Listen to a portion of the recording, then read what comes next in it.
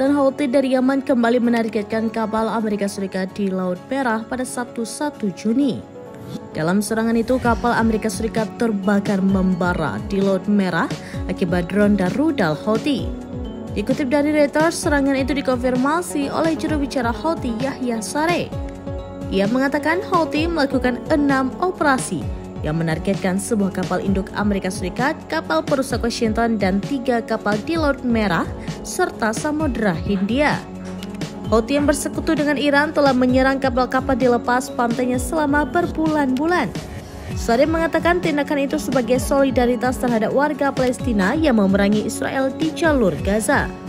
Houthi menyebut kapal induk Amerika Serikat yakni Enshower diserang drone dan rudal Yaman di Laut Merah. Pihaknya menekankan operasi penargetan kapal induk tersebut dalam 24 jam terakhir.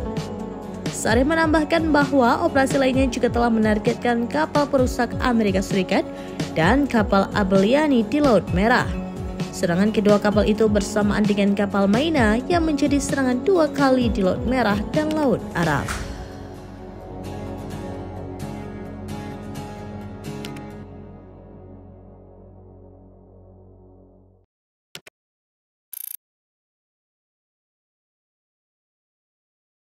Download Tribun X sekarang, menghadirkan lokal menjadi Indonesia.